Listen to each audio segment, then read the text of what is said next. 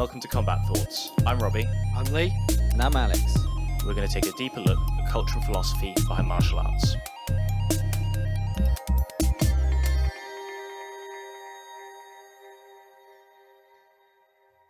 Take us back to the start, back to the beginning. Well, I started judo when I was 4 years old. Mm-hmm.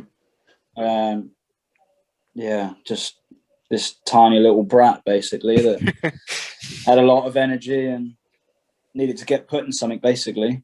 My dad was my coach, and I was probably training 4 or 5 times a week, probably till I was 15, and then I moved away, went full time.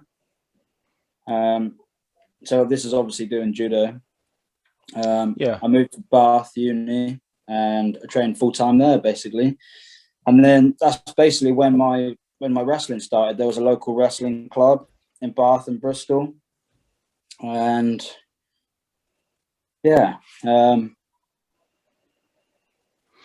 how do you find how do you find that transition? If you did judo for such a long time, why? It was really easy because the rules in judo back then were basically the same as wrestling now. So anything you could, it was basically wrestling but in a gi. So it was really easy for me because I was from that era, where now it's very different. But yeah, to be honest, I only started doing a bit of wrestling just for extra training, really. I was full time and never thought I was doing enough. And you're doing 2-3 sessions a day and education. And yeah, I never thought I was doing enough. So I just kind of went down to the local wrestling clubs and got stuck in. Felt like a fish in water. And nice. That was it, really. Like it's not a glamorous way to step into it, but I was just full time in judo. I was on the national team, and that was my true love, if you will. It was what my whole life was all about. I was fully committed and then some. That was my start in wrestling. I had a lot of injuries back in judo, and probably by the time I was 21, I had 7 surgeries. So I was a bit beat up, basically. And then kind of got to that point where I was enjoying wrestling a lot more than obviously judo. I kind of built up this love-hate for it. It controlled me in every sense of the matter, really. I was fully in and very upset that I put in all the time and the effort, and I did everything I needed to do and then some.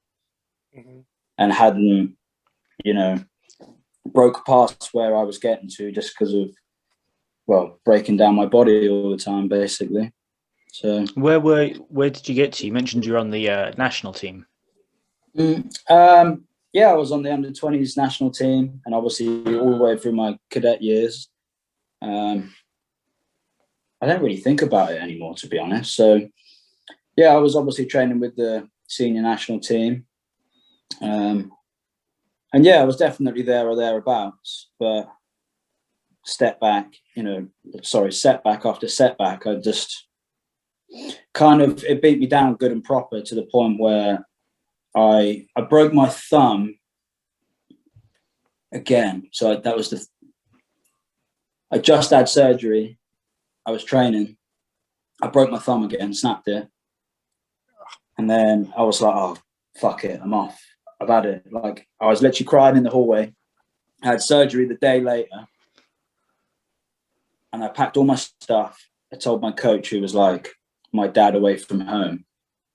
I told him, that's it, I'm done. And it was so impulsive. And when I think about it, it was probably the wrong way to go, really. But when you're young, I was only 20, 21. 21.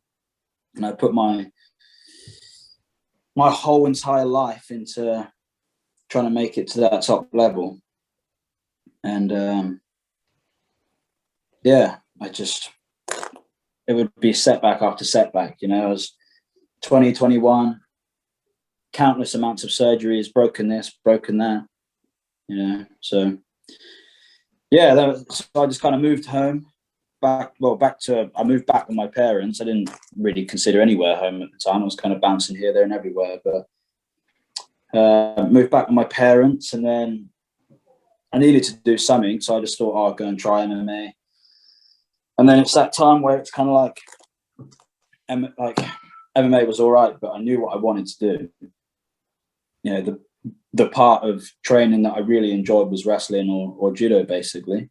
Mm-hmm. And that's when I stepped foot into Legion Wrestling Club in London. And yeah, that was it, really. Had a few MMA fights and then just wrestle. I'd be interested to know how you found the foundations of judo and how that transferred into kind of wrestling and MMA. And like, did it give you like a massive learning curve, or?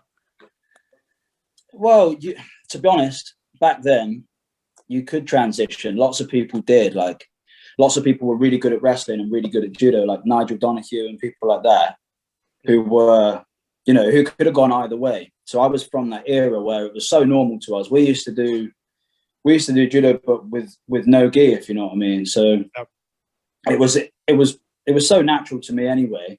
But doing judo, you build bad habits for wrestling. Okay. So that was the only thing that took a little bit of time, was to not make the mistakes, which were the bad habits that you build because of other sports. But I wouldn't say it took me long at all. Like I said, I was a fish in water. It suited me so much better. You know, like in judo, it was, you know, I dislocated my shoulder, snapped my elbow,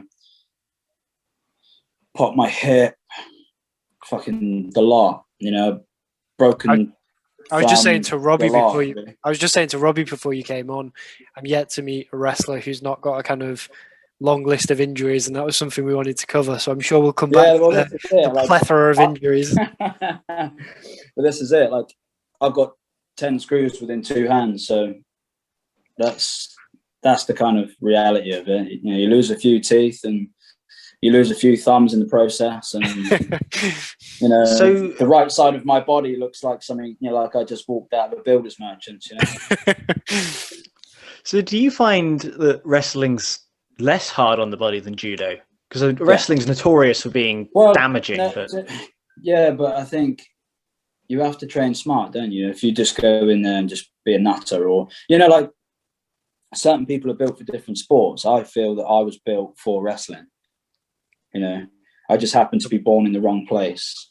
That was it. Yeah. You know, like, I spent a lot of time in the US, and it just hello.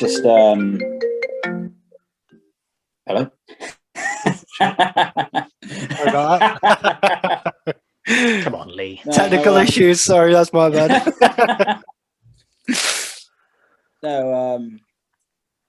Yeah, I just feel like a fish in water. Basically, it suits some people, and it suits, you know, doesn't suit others. It's one of them things. Yeah, for me, I feel like it just suited me better, and I feel like my coordination was better for that than it was for judo. What do you think the key difference? Because, you know, obviously there's more differences now, but you're saying that back in the day, you know, you could still do leg attack. Well, you know, leg takedowns in judo. So what did you find the big differences were? What the big differences between now and then in judo? No. Why did you find you were so much better suited for wrestling? What's the key difference? Well, you know, you have the gi. To be honest, it's like you have less. Say if you're using the gi and you're turning into throws a lot, your elbows, shoulders, those sort of things, and you're always. It's quite a difficult one. It's not really an easy question to answer. This is where we need a non-COVID world where you can get older Robbie and dump him on his head and show him. Well, that's it.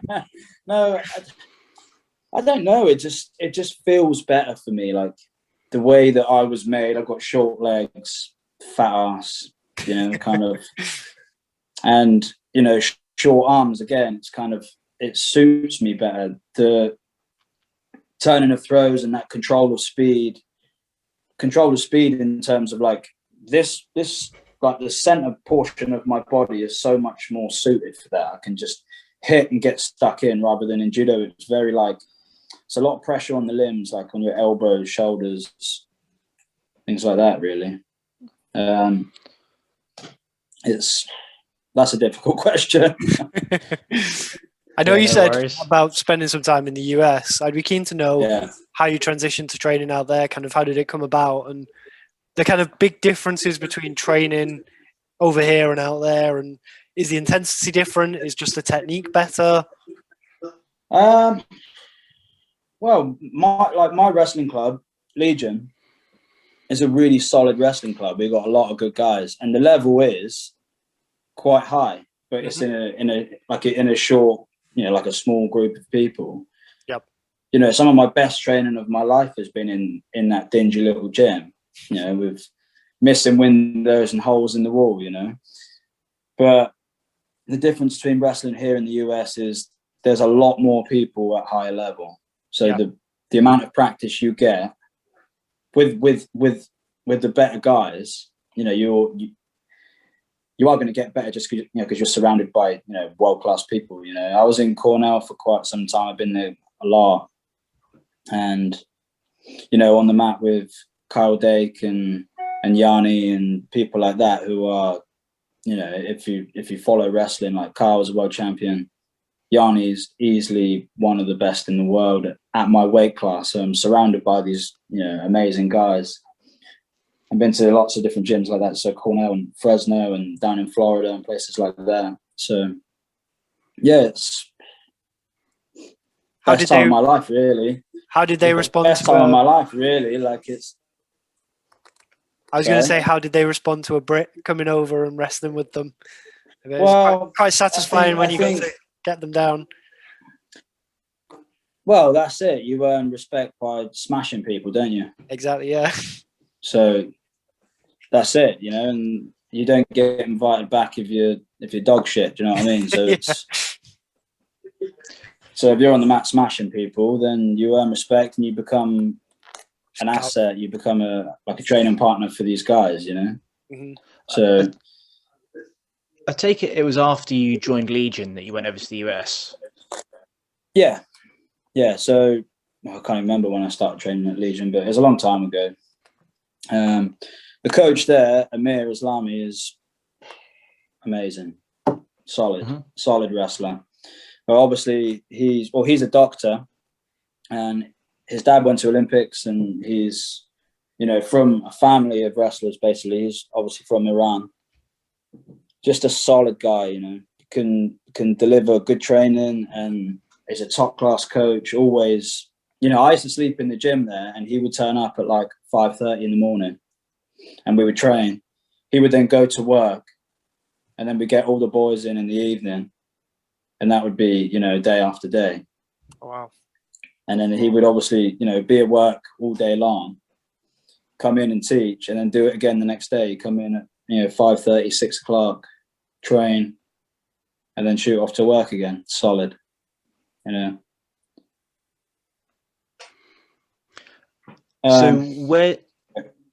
So why was it his suggestion to go to the US? Like, why make that move over there? National coach Alan Jones basically got me the hookup, and then that was the first time. So I went to Cornell the first time, and yeah, you end up training at a regional training center. So Finger Lakes it was at the time, but it was just basically Cornell, so they're a Division 1 team. Mm-hmm.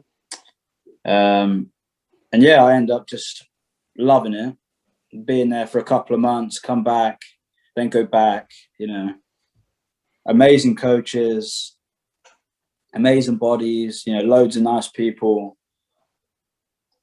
And yeah, just trying to make it work, really. If I could have moved out there, I would have moved out there. But, you know, it's old money, isn't it? It's if you ain't got it, you ain't doing it. Yeah. How did you then get into competing out there? Did you compete out there, or did you kind of do national things? No, I was just there for training. So I would compete. So I would go out there for training and come back here and compete, or go to international tournaments in Europe. Mm-hmm. So yeah, I didn't really compete out there. No, it would have been nice, but again, it's like you put all your money into training as something that's going to make you better. If you can plan it right and compete, that was great, but it never worked out that way for me. Yeah, it's interesting that you do that. The way you talk about it kind of reminds me of the way that like Muay Thai guys talk about like going out to Thailand. It's almost like a whole pilgrimage thing. Yeah, I did it back in Judo. I would go to Japan on my own. You know, really? I was just like 16 years old, and you travel out to Japan. You stay there for 2 or 3 months, and then you come home. Wow. You know, I've been doing it my whole life. You know, you always go where the best bodies are. So if you got to travel, you got to travel. You know, so I'd be driving from Cardiff to London to train at Legion. I'd stay there for 3 days, and then I'd come home. I'd do a little bit of work, and then obviously training back home, and then back to Legion, and just doing what you got to do to get the best bodies, to get the best partners. You go away for a bit, you travel here, there, and everywhere. You have to make the most of it, don't you? Try and get the best bodies. I just went wherever the best bodies were. That's why I picked Legion as a wrestling club, really, because I knew they had the best guys. I knew the coaching was good. You have to surround yourself with good guys, or otherwise you're wasting your time, aren't you? It's just very true. There's no point going with pretenders. Do you know what I mean? There's plenty of pretenders out there in the wrestling world. Lots of people that claim they can teach wrestling, but have done fuck all in the grand scheme of things. Yeah. You know. And well, that's just the way it is. Plenty of people like that, and it's, you know. Have you been elsewhere apart from the US and obviously traveling up to Legion? Have you been elsewhere in the world to, and obviously Japan for the judo? Oh, loads of places. You know, like obviously back when I was doing judo, I was in a Bundesliga team. Do you know what that is? Mm-hmm. Was Germany? No, I don't. So it's like a professional German league, basically. So you just go and they fly you out, you fight, win money, fly home.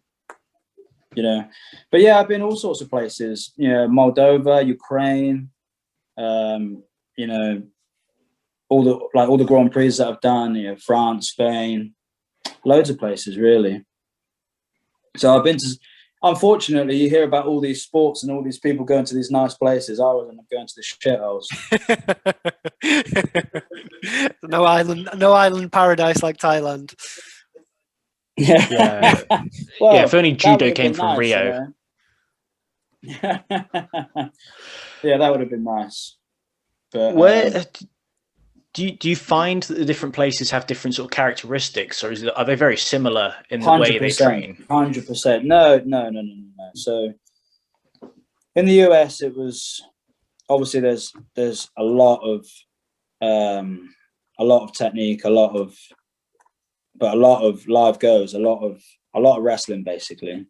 Mm-hmm. And other places it can, you know, each place has its style and has its particular things that they do, you know. And the same for us, we train differently just because we don't have the amount of wrestling that they have. Like if we had enough bodies on the mat every single day and the infrastructure to allow us to do so, then we'd be fine, you know. But we don't have the money behind us to have a full-time facility where we have a full-time mat area to go and wrestle, you know, 5 days a week, 6 days a week, you know. They do in judo because it's been, well, they just have a better system than wrestling does. You know, the British wrestling as a whole struggle a little bit. But, you know, judo, it was for me. I was allowed to study alongside training full time, you know. So I say study, I kind of fucked it off half the time and just went and trained.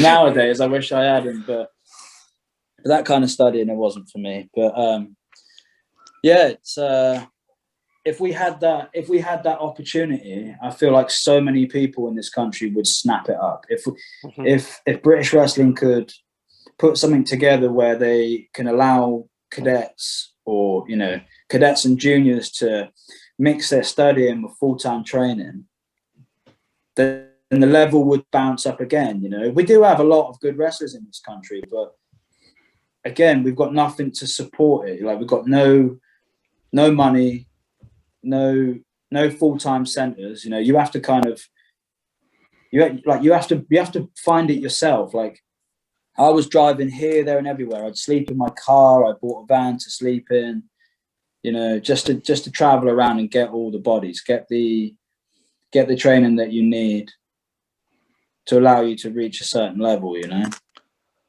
Have you seen any shift? Oh, sorry, Robbie, go on. I was going to say, like, I get what you're saying. See, I get the impression is that what we need to grow British wrestling is basically funding, and funding will lead to interest, and interest will lead to an elevation in level. Yeah. But I wonder, why do you think we fuck wrestling? Like, why in this country do we not give it the funding and what it needs to grow? Well, you have to put the microscope over British wrestling, really, don't you? They are the leading association for wrestling in the country. Somewhere we're falling short, but I think it's because, say, if British wrestling got given a big chunk of money and they was to build a full-time centre that could accommodate a huge group of wrestlers, it would give more incentive to stick around post cadet and juniors. Do you know what I mean? Mm-hmm. So if we had somewhere for us to go, like, if there was a full-time centre for us to go, there would be so many people there. But also, when you reach, you know, like, there's no money, there's no jobs, there's not much incentive to stick around, you know, whereas in judo, there is a bit more incentive, there is a tiny bit more money, but not everybody walks into a job and not everybody gets funded by any means. So a lot of it, even at the highest level in judo, is a lot of it is self-funded. You know, the fortunate ones like myself were awarded funding of some sort, you know, not huge amounts, and the money that you need to reach a certain level, it costs a lot. Like, it really does cost a lot, you know. But if there was a full-time setup where we could have part-funded accommodation, you know, education alongside the sport, you know, I'm sure it would just fly. Like, it would fly, you know. I suppose that goes back to the question I was going to ask, was, have you seen a kind of spike in the interest over the last kind of, I don't know, 5-10 years or so? Have you, like, to me, the interest in wrestling in the UK has grown? Well, it winds me up a fucking treat, but a lot of people in Jiu-Jitsu have found interest in wrestling, but only recently, which is fucking crazy, because however long Jiu-Jitsu has been around, I don't know. But I feel like, you know, each Commonwealth Games is basically where, you know, the nations of United Kingdom can compete independently. You know, we have the opportunity to be in front of cameras and compete at a really high level, and the ones that shoot through and manage to get a medal get a bit of exposure. And then that does help, but it seems to be after the games, there's a drop off. And then again 2 years before, it picks up again, and then as soon as the games is done, boom, finished.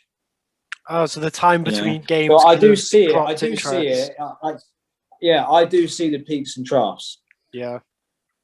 I think if wrestling was really going to grow, I feel like if wrestling was really going to grow, the money that is invested into British wrestling needs to go to grassroots, needs to go to, you know, there's no point investing in people like myself, or you know, when I was competing, there's no point really investing in people at that age, because all the money you're putting in is going short term. You know, there needs to be a pot for the beginning, you know, to get these kids who do have the interest. There are lots of clubs. It is growing, and there are a lot of people that wrestle. There needs to be something at the beginning to help it grow, help push it on. And like I said, if there was a possibility for, you know, to mix education with a full-time program, you know, even if it was in Manchester where the academy is, so there's a full-time mat area, that's where British Wrestling is based in Salford. If there was a full-time setup available and part funding for some of these kids they're fucking good kids, like, and that, you know, there's a lot of hope in some of these young ones, you know, that you know can really push on. I teach a couple of lads up in Cardiff, and one local to me here. Solid kids, and I mean really solid. Like they got the right attitude. They move incredibly well. They have what it takes to go to a certain level, you know, to compete at a certain level. You know, the kids below them can strive for that, if you know what I mean. If these kids had the opportunity to train full time, they would be the next guys winning medals at tournaments. Do you know what I mean? Mm-hmm. We just need more. We need a push at that lower level. We need something to mix education and a full-time facility. You know, some of these kids that have a lot of skill and a lot of drive and passion for wrestling, they can only wrestle 2 or 3 times a week, and it's not enough. You know, you need to be wrestling every day, minimum 2-3 hours of wrestling a day. That's it. You see, 5 days a week. You see on Instagrams of kind of like wrestlers who've gone into the UFC and their kids, they're there every day, twice a day on the mats, and they're getting so many. Yeah. You know, like I said, just born in the wrong place. Yeah. Do you think MMA is giving kind of an outlet? Like people have an outlet of somewhere to go, so you can get to a level with your wrestling, and that transfers well into something like MMA, where there's a bit more money and you can kind of make a career that way. Do you think? Yeah, but again, it's like MMA is a whole other beast, isn't it? It's a kind of again, it breaks my heart to see people get into wrestling, do really well at wrestling, then leave for MMA, and then leave for MMA, and then put nothing back into wrestling. Yeah. You know, for me, the only reason why I coach is because I feel like it's wrong to leave and not share the knowledge, not help. Do you know what I mean? There's hundreds of people that have come and gone in my life, hundreds of people that have given me help and given me, you know, given me the push, given me knowledge, given me time. And for me, just to quit and walk away, it's wrong, really. But it's so much lost knowledge as well, isn't it? They'd be gone forever. 100%. You've got all that time in America. My heart when it just, yeah. Well, it just breaks my heart that people they get into the sport and they have a successful career. They wrestle from 5 years old until they're 20 odd, and then put nothing back. You know, it's like, like I said, I've been on the mat since I was 4 years old. It's been my life forever. Mm-hmm. I will probably be on the mat until I'm dead. You know, I wanted to ask, like, what are your, I guess, like personal, I guess we sort of touched on your personal motivations there. I wonder what your personal goals are in sort of 2 factors, because one, there's obviously the coaching part. I wondered what your goals are in that aspect, but also you've clearly put in a hell of a grind and committed, you know, you've sacrificed an absolute shit ton of time and comfort in order to become really good at wrestling. Wondered what the motivation is and what the goals are, because people don't do that for no reason. You know, it was back when I was doing judo, it was all about, I wanted to go to Olympics. I wanted to be a world champion, and like I said, that day came along, I broke my hand and I just kind of lost my marbles a little bit. Got rid of my house, gave up my house, moved back with my parents, and then that was it. I kind of like shot myself in the foot. Wrestling was a way back, and it was, like winning a silver medal in the games just gone was like, although I failed on my, you're obviously there to win. I was there to win, not to, take the runner up. That was my redemption day, if you will. I had to scrape something back. I knew what my capabilities were. It's just my body wouldn't allow me to do so. Mm-hmm.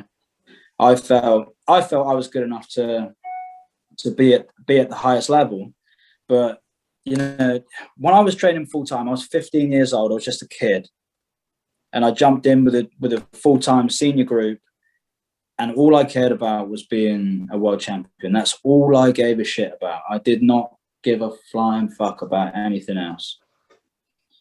And it sounds crazy, but like even food,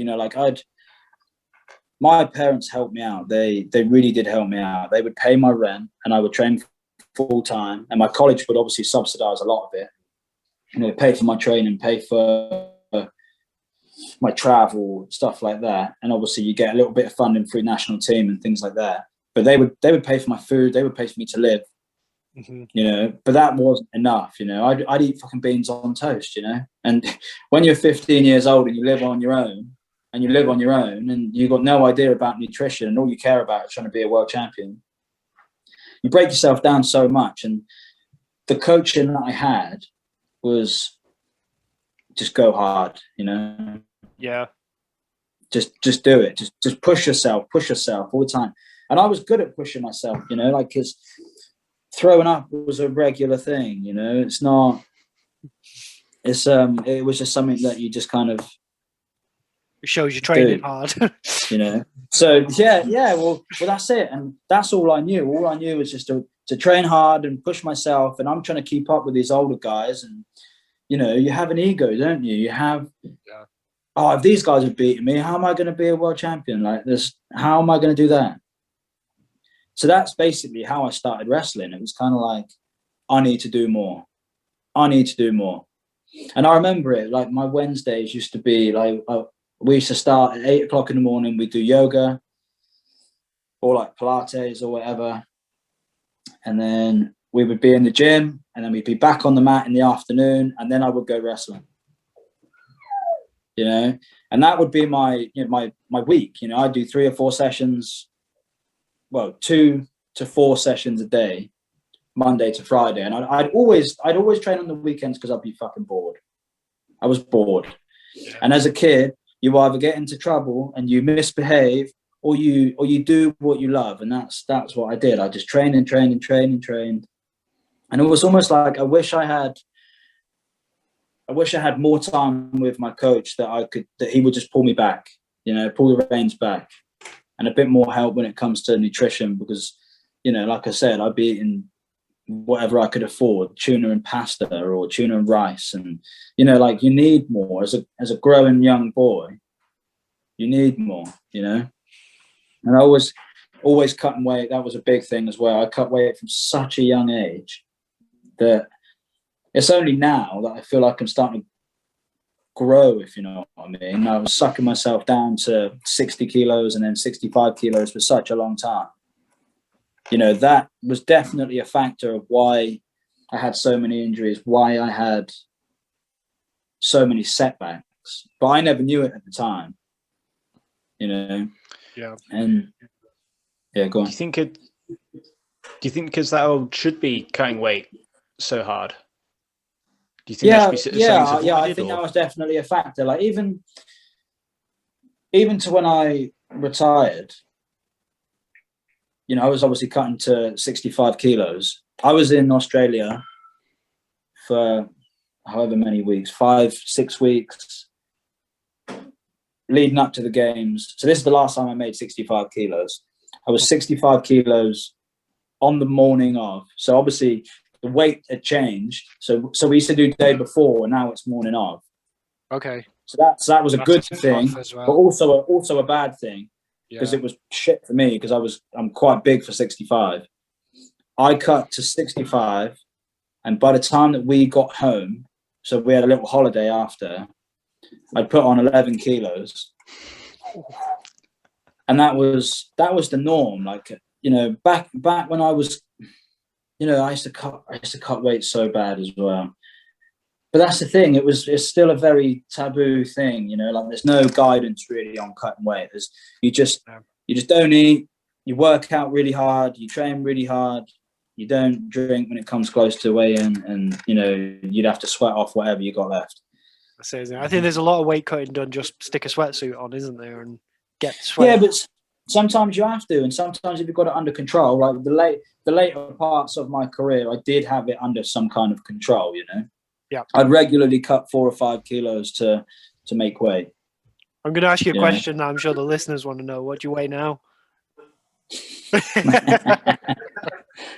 I weighed 85 kilos.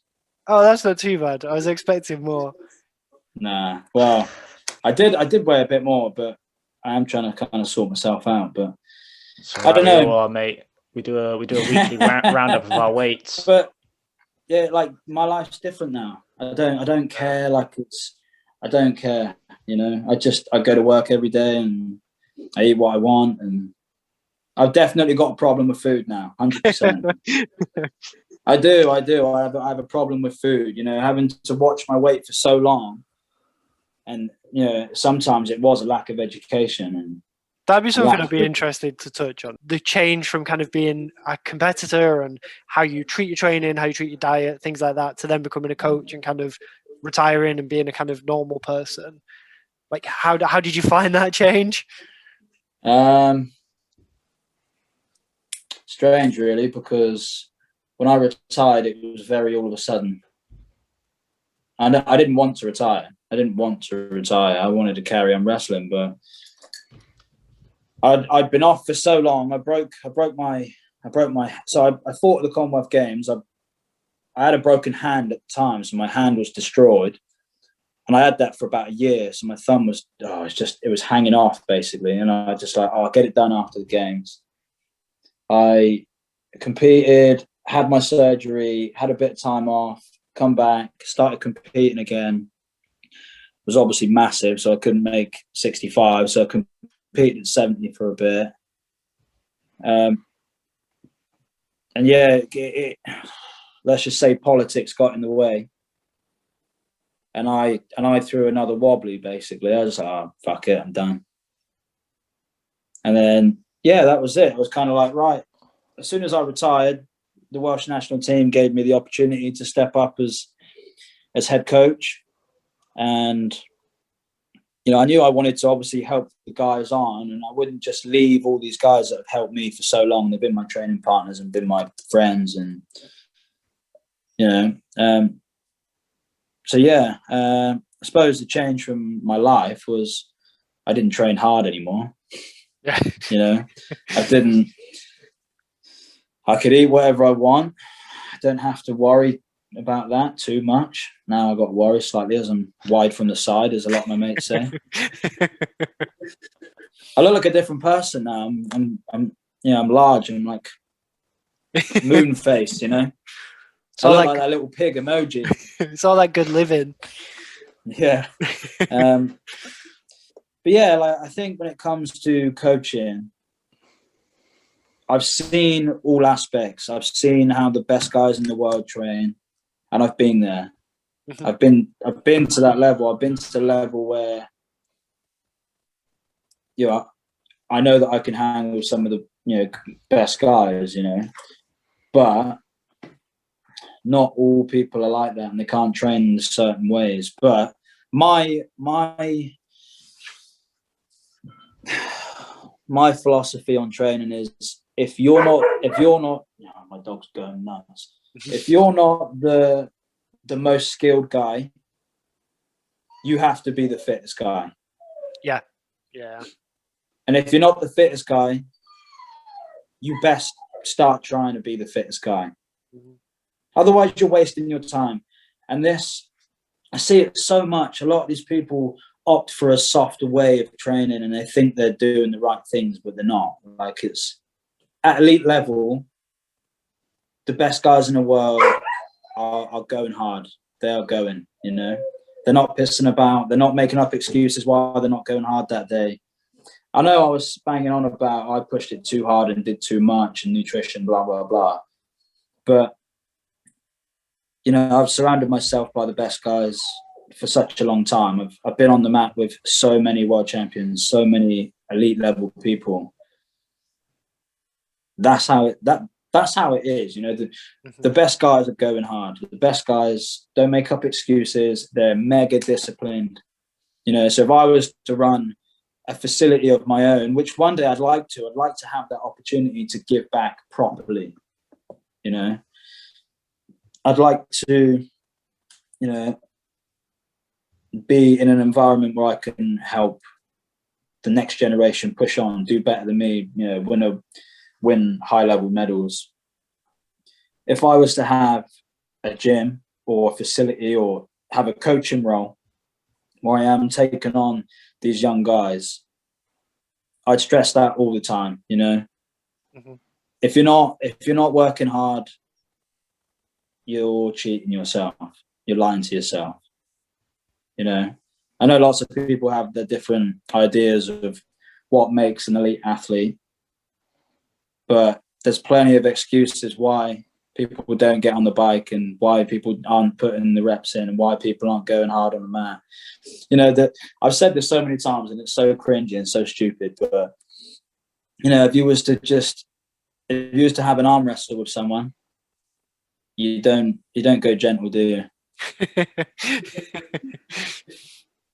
No. I understand training smart. Like, obviously train smart. There is a point. But you have to monitor these things. But you regularly have to go to that place where you feel like shit. It's the thing you've said, though, isn't it? It's like beans and toast, tuna and pasta. Kind of diet doesn't replace hard work. It just makes the hard work it makes recovery a bit better or whatever. But you've still got to work hard. You know, I didn't have much money. I still managed to go and give everything I had every day. You know, I always found a way to train. There was no excuses. First one there, last one out. I always did extra. And that's the attitude you should have. If you're aspiring to be elite level. And I hear it all the time. I fucking hear it all the time. I want to be really good. Well, we'll do the things that a really good person would do. Yeah. You know, the best guys in the world are doing extra. The best guys in this country are doing extra. They're traveling and they're doing all these things. That's the kind of attitude towards training that I push on to people, you know. I'm happy to stay an extra hour to help the guys that want to be there. Mm-hmm. You know, I end up just rambling on, don't I? I'm just like, blah, blah, blah. That's all right. Garbage. I wonder then. You mentioned owning the facility, training people. Is that where your goals are now? If you've retired, what would you see as the next like big thing that you want to do? Well, to be honest, the next big thing has nothing to do with wrestling at the moment. I'm just trying to sort my life out, recover from financial issues that you have as an athlete. You know, there wasn't a credit card I didn't have. You know, that was what it was. You know, I put everything and anything and everything into trying to just give myself the best opportunities to reach the best level I could reach, you know. I would love to, if, like I said, if British Wrestling was to come along and say, right, we've got a full-time facility and we want you to go and coach, and obviously there'd be a wage because I need to live. Yeah, I'd jump at the chance. I would jump at the chance. I want to help people. I want wrestling to, you know, have the respect it deserves. I love it. Like some of the, I've had MMA fights. Yeah, that's cool. I did judo for forever, and yeah, I like that. But wrestling is a whole other beast. It's wrestling like a ninja bar of soap. You know, you're two incredibly athletic people going at it in the most, it's what's so natural. If you've got two youngsters, what do? They don't whack each other. They grab each other. Yeah. It's kind of in our DNA, if you will. It's what we're meant to do. I love it. I love it, love it, love it. And I want it to be, it's almost like that was the reason why I feel like I was going to coach. It's because I wanted to be the coach and supply that facility that I never had, to have someone there all the time and push me and give me the guidance and, or at least give others the coaching that I did have, I feel like it's just wrong to leave and forget all about it, I mean, your passion shines through. I hope somebody from British wrestling is listening, because they've got a massive advocate if in they you. are, you watch. I'll probably get a bollocking for slagging. But I'm not one to really sit back and bite my tongue with it all. Mm-hmm. But I want it to grow. And there's so many good people in British wrestling. There really is. There really is. And they do work hard. But sometimes it's a little bit of an uphill battle, I understand. Yep. But we've got to do the right things, and we need everybody to kind of just jump in together. And I think it's exactly what you said at the start of the podcast when we said no good British wrestlers, and you said you've just got to know where to look. And I think that's the thing, isn't it? Of knowing who's great, really shouting for them from the rooftops. They really are good people, They really are good people. If I mention a few names like Charlie Bolin, George Ram, Curtis Dodge, Nikolai. There's lots of good people. You just need to know where to go. Vero, all these guys. There's talent. There's a lot of good people, and if we all had the same environment, if we all had a full-time environment where we're on the mat with each other every day, it would only grow. I feel like that's what British wrestling needs. We need a hub where the levels can come through and pass through. From from me, 15 till 30 or whatever, until retirement. So there is an environment for us to potentially reach that level, and obviously more medals and more world rankings means more money from British funding. Yep. That's it, isn't it? The Olympic sport, funding, whatever it is. The Olympic sports system is you have to have gold medals to get funding. For you need funding to get gold medals, and the vicious circle. But this is the thing. Qualifying for Olympics is fucking ridiculous, mate. You have to be top 4 at the World Championships and then win an Olympic qualification event. People don't understand the level of wrestling. You just do not understand. It's ridiculous. It's so hard, just to get to that level. And at the moment we don't have that infrastructure to accommodate that.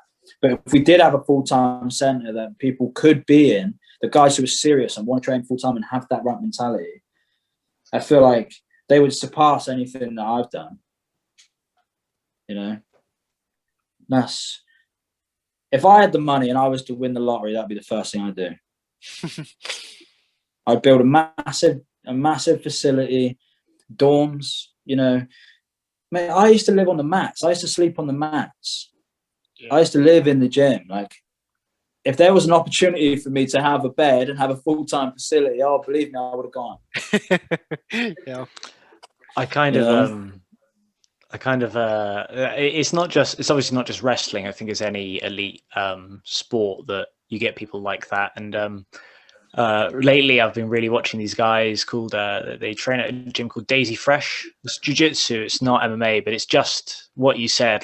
There's a whole documentary of them. The day ends, they'll go into the back and pull out these raggedy old mattresses to put out onto the mat. They've got nothing but cold water there. They're there washing their clothes and getting hand soap from the dispenser to put in. I'm almost kind of jealous that people have had this experience, and I feel like I'm probably just a few years too old now. So I'm too soft. Legion was quite like that when I was first there. There was holes in the windows. You're in this steamy, rotten old gym, there was no hot water, so you'd shower in cold water, you know, and it's raw, you know. And then we had such a good group of kids, you know, so many good guys, a really good place to train. It makes you tough though. Those environments breed good athletes. I was going to ask that. Do you think you need a bit of that to make you stick at it? The people who do stick at it are the ones who are made for it, and it kind of puts that toughness in you of when you're having a shit day, you don't find an excuse like, oh, my elbow's a bit sore, or like you said, your thumb was hanging on. If my thumb was hanging on, I'd be crying. I broke my thumb in November 2017, wrestling a good friend of mine. I just basically my nail hit the back of my forearm. I just put my hand down and snap. It just went, and I was like, "Fuck!" And I was like, "Well, there's nothing a bit of tape can't fix." So you just kind of, you just kind of strap it up. My whole hand went black. Well, you can see the fucking state of my hand. It's like, oh wow! It was yeah, it was like 6 screws holding that one together. Yeah, so yeah, I snapped my thumb, and then it was over a year before I had it fixed. So it was broken for a long time. I used to tape it to my hand like that. So it was kind of like, wow. Yeah. But yeah, this sort of thing, like there's plenty of softies out there that go, oh yeah, I've hurt my finger, so I'm gonna have today off and tomorrow off, and you know, it's stupid. Like there's other things to train. Yeah. You know, a couple of days after surgery, I'm back on the mat doing the right things, but it's doable. If you're driven, you'll do it. If you're not, then you'll find an excuse, you know. So, yeah. Again, I'm just waffling on, aren't I? No, this is brilliant. I just wish I had this determination. Well, when I was a kid, I used to watch the videos and DVDs all the time. I used to have them on. My first ever video was Udo Quellmaz, and he was a world champion and Olympic champion, and that's fucking all I wanted to do, you know. Yeah. All I wanted to be. I wanted to be a world champion, and so I'd watch it every single night, and I could hear it on fucking repeat. It was just, you know, all night long. I'd fall asleep with it on the TV. You know, that I knew from an early age what I wanted to do. You know, I wanted to be elite level. I wanted to be one of the guys that I aspired to be. You know, sometimes it doesn't happen. You know. Like I was saying, in wrestling, there's 14 spaces available to qualify for Olympic Games per weight class. Oh, wow. So it's unreal. It's so difficult. Just get into the game. I think in judo, it's 32 people in judo, but in wrestling, I'm not sure. It might be 16 or something. But a load of wild cards, and there's only so many tournaments you can go to qualify. So I wondered, it's unbelievable. To touch back on the, you know, that's what you wanted before to be elite, and then we touched on the judo part. You said you left judo quite abruptly. Do you wish you'd done it differently? Yeah, I wish someone had a little bag of ice just to put on my head to cool me off. No, yeah, I was so hot-headed, and I was just, like I said, I got injured so much. I think it was just because of my diet, and I just cutting weight and training too hard, doing too much. You know, like my first surgery, I was 16 years old. I had it on my knee, and then what else did I have? Dislocated my shoulder, broke my thumb. I had a stress fracture in my leg. Done my labrum in my hips. Like all these things are just kind of like, they add up and they set you back. And it's kind of like I needed a reset. Instead of moving home and throwing a paddy and kind of throwing it all down the pan, a lifetime's worth of work, I should have just maybe moved gym. I maybe don't think you're being fair on yourself there. You say about the transition over to wrestling being so seamless, and also you fitting wrestling better. How, like, I don't feel like you have dismissed your lifetime's work in judo. If it transitioned so well, surely it got you there. Well, and to be honest, it was my opportunity to gain something back. That's what I saw it as. You know, I didn't want to just completely leave and having achieved. It's not that I achieved fuck all, because I won so much, but I didn't get to the level where I felt like it was something to say, oh, I did that. I didn't feel successful. I didn't feel like I succeeded. A bit like now, I still don't feel like I did myself justice. I feel like I fell short, but I think I'll always be that way. But you know, it's well, part of the reason I'm saying it and wondered if you'd wish done it differently is that if you hadn't, you clearly love wrestling, and I think you love wrestling. I get the impression you do love wrestling more than you loved judo. You talk about being a fish in water with it. Yeah. If you'd never left judo, would you have ever made that transition over? Would you ever had a reason to make that transition over? Probably not. You know, at the time it was like, it was my everything. Judo was my everything, but then it kind of, it's like the girlfriend that cheats on you time and time again. You love her, but you fucking can't stand her. That was what it was. That's how it felt like. It felt like I was married to it, and it just abused me time and time again. You love it, but you fucking hate it. And that's it. Like it really was. It was everything. Like I put all my eggs in one basket, and it's only now that I've looked past the end of my nose and thought, oh, you know what? I need money to live. You know, it's only been the last few years where I've actually focused on something other than wrestling and judo and, you know, competing really. Yeah, it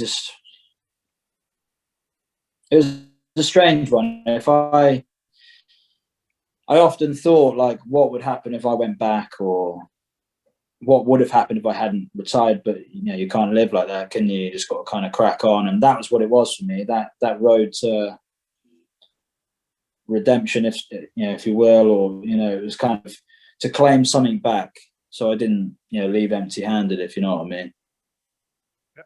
And if there's one thing I've took from this chat today, it's British wrestling needs to pull the finger out and get you a job. You've got the next generation of people to drag through, by the sounds of it. Well, this is it, isn't it? It's, you know, I've got a lifetime of debt to fucking clear now. But no, you know, I feel like it's the best sport in the world. Like, you see what Flow Wrestling do. They got such a following.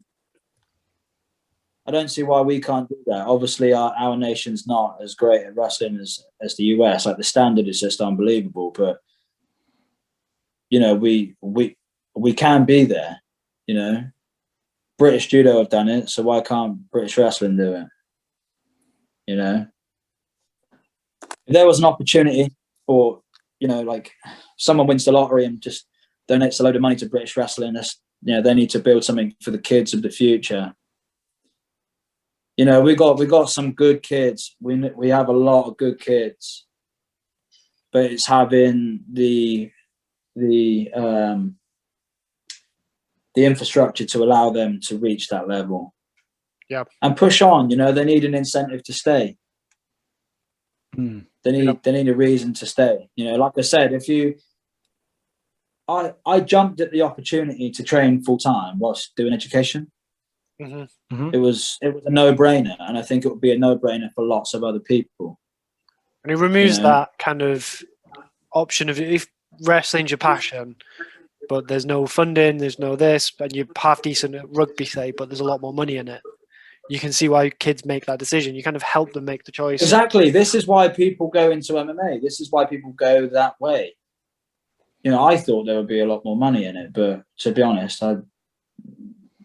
in training for these fights, you get fuck all at the end, and you've spent more money than you earned. But you know, and even when you make the UFC at the start, you're in the elite league, yet you're still not really making money, are you? You're still not. Not for a long time. You're still not really earning a living, really. It's kind of like the money's really not all that. But obviously, it can be. Like, you know, if you reach that level, it can be. So that's what, you know, the hopes and dreams are all for, isn't it? I think we should probably start. I don't see why. Oh, sorry. I was going to say we should start to kind of close it off. Yeah, I was going to say, we've covered a lot of ground. Is there anything you wanted to talk about on this that we've not spoken about yet? Me waffling on. No. Is there, though, anything you wanted to talk about that we've not sort of spoken about? Any gaps you wanted to fill? Or because I think we've covered some really awesome... I think it's been a bit of an awesome podcast, to be honest. I really like this one. Just wonder if there's anything else. Really, apart from, I don't know, NG MMA. What a good bunch of people they are. Fair. You know, really nice gym. They're, you know, lovely people. Yeah, I just want people to get stuck in. Do some fucking wrestling. Stop laying on your fucking back. Yeah. When COVID's over, then when COVID's finished, I'll pick Robbie up in the car and we'll come down and do a session with you. You can put us through our paces and make us be sick on the mat. Yeah, I'm not sure if you can still enjoy it. It doesn't all have to be like that. But I'm not being in the Commonwealth the Olympics, so I don't need to vomit on the mat. But I would like to try it. Yeah. Yeah, you just gotta get stuck in. You'll love it, trust me. When this is over, we'll get a session together then.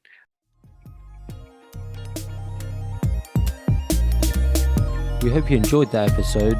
If you did, please consider subscribing to the podcast and checking us out on YouTube, Facebook and Instagram under the name Combat Thoughts. We'll see you next time.